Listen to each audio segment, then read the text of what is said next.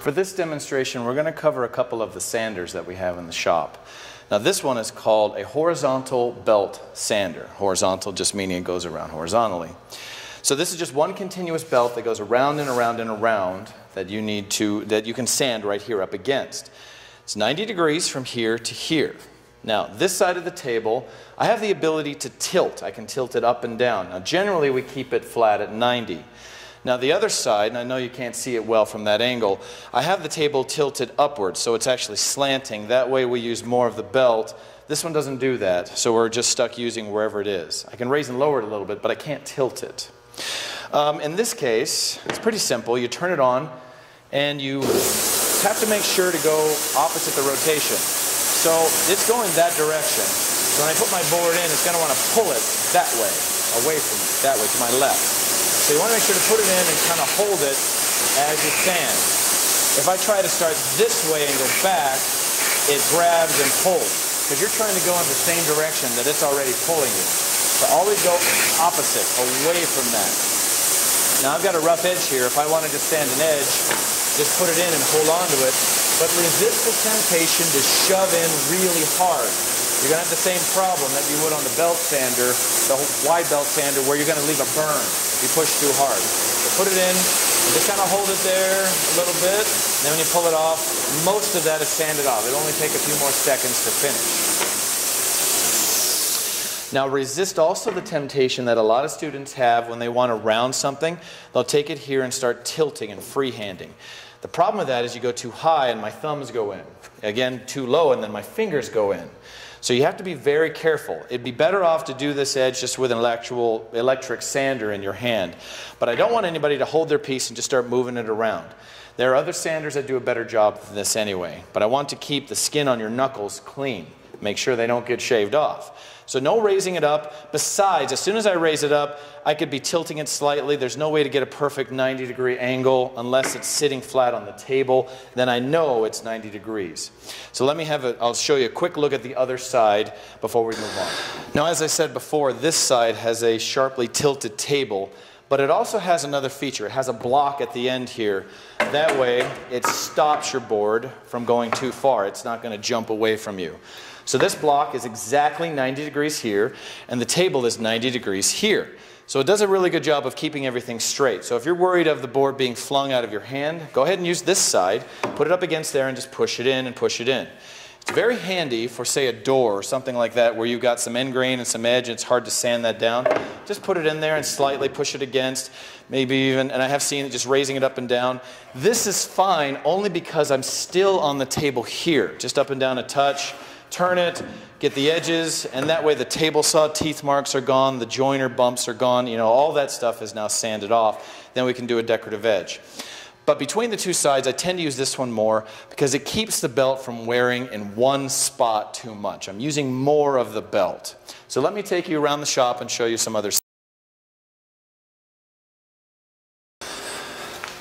This sander is called the oscillating spindle sander. Now I zoomed in because I want you to be able to see exactly what's going on.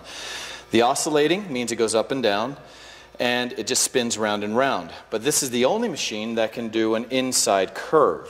Now I could use it to try to do outside, but you'll never get it flat. It'll be wavy all the way through. That's why you want to use either the disc sander, which we'll get to in a second, or probably the belt sander to do an edge. But this is the only one that I can do inside. So the switch is in the front, and it spins around, and you just push it in and go around the outside of that spindle. There we go. Once all your marks are gone, all the teeth marks, bandsaw, however you cut it out, then you're done. Now this one also has a few other attachments. If you look on the side, we have a few other sizes. That's your large one. And then I've got a medium-sized one as well.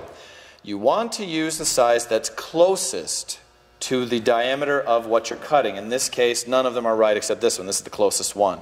But you want to use the closest one you can. If I have a huge cutout, this one tends to put bumps in it. So I want the larger size. The bigger the size, the less tendency to dig in too much into one spot. So to take it in and out, it's just a wrench on the bottom, and I'll unscrew this and this will pop back in. I'm not going to demonstrate that on this video, but I wanted you to know that these exist, that you can use whichever size you want. Now really, I haven't seen any accidents on this one. It's probably the safest sander in the shop because really the only way to hurt yourself is while it's running, grab onto that and hold it for a while. I don't expect anybody to do that. The sanding belt will just shave off your skin over time, so one little touch, incidental touch, won't really do it. It'll take a little bit off, but the chance of it getting pinched in here and forced to have things taken off is very low. So next we're going to show you the disc sander. The last machine that I want to show you in the shop for sanding, this is called the disc sander. Now the reason I save this for last is because the disc sander can do the most damage to you should something go wrong. It has the ability as it's spinning to kind of suck your finger down in there in between the table and the disc, and then everything that's touching the disc gets sanded off. Now I have seen disc sanders spin both directions. In this case, this one spins counterclockwise. I've seen some that spin clockwise. You just swap the two wires and it'll go either direction. So where do you sand? Well, in this case, you always want to sand on the downward side of the disc. On the test, be careful not to put the left side because it's left or right. While that's technically correct on the left, I want to make sure that you have an answer that's right all the time, regardless of which way it's spinning.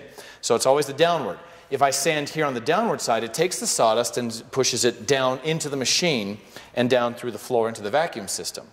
If I sand on the right side, on the wrong side where it's going upward, all the sawdust now is going up into my face.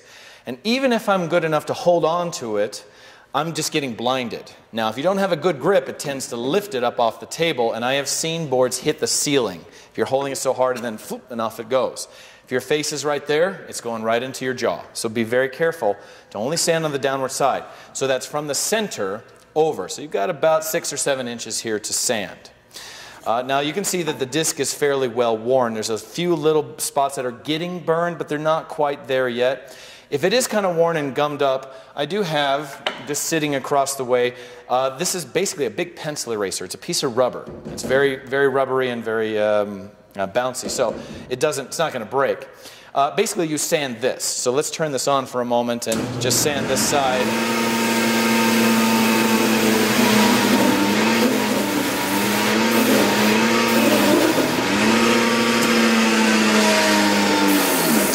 I just want to shut this off quick. Now you can see it did a pretty good job. I've taken a lot of the dust out, but no matter what, this brown right here will never come out. It is burned. It still has a little bit of grit, so it hasn't gotten rid of all of it. But no matter what, this isn't going to sand as well as way out here or in here. Now that brings me to another point. Where on the disc will it sand fastest? All right. If I sand here on the inside, it's going to sand fairly slowly.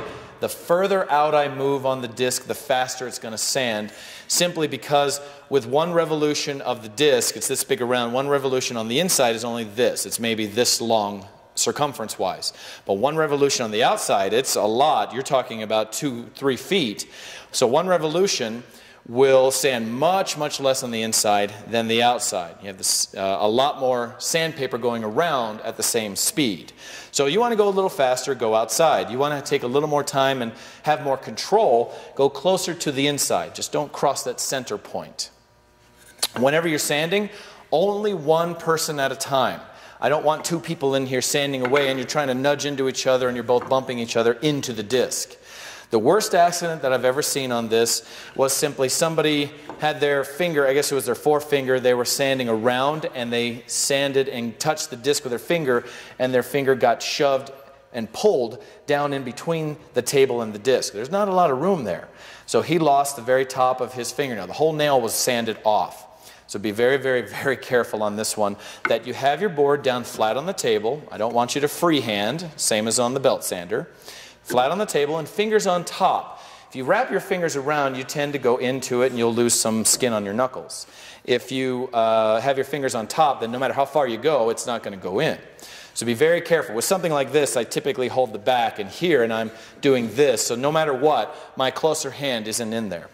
Though I'd like you to stay 3 inches away for your margin of safety, I know that you tend to get a little bit closer here and there. It just happens.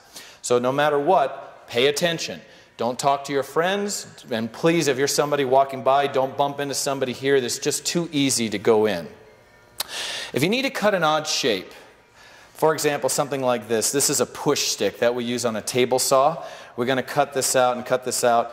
I have seen students that take something like this odd shape, trace it out, and instead of going to cut it on a bandsaw or something, they'll come here and just hog away sawdust for about an hour and put just loads of dust into the air, and it just ruins my belt. I mean, this is a lot of wood to take off. So if you're going to cut out and make an odd shape, something that's not square, where you're taking a lot of wood off, please make sure to bandsaw everything out first, drill the hole, so you've taken as much of the wood away as possible. Now when I come here, it's just a little bit of sanding on the outside edges to get it all finished up.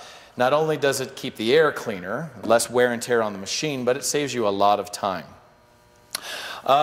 If you see any defects on the belt, say there's a tear or a rip or a break in here, please tell me. I can just pull this off and put another one on. Let me know, because if the next guy comes and hits that, it could tear, that could be the one that tears the whole thing off. It's the same on the disc sander, same on the drum sander or oscillating spindle, or on the belt sander. Same thing. Any tears or rips, let me know and I'll change it. Keep your face down, or what you're doing. Normally I'll be standing here for the demo. I'm kind of off to the side. So make sure you're facing what you're doing. You're not standing behind trying to sand in there. I've seen students try to put their face in here like this to sand it. Don't do that. No matter what, I'm sanding across the grain, so that won't leave you a good face anyway. But don't sit here and do this. That is extremely dangerous. That'll flip out, and my hand is getting really close to there. So be very careful on the disc sander, and it will save you a lot of time and effort later.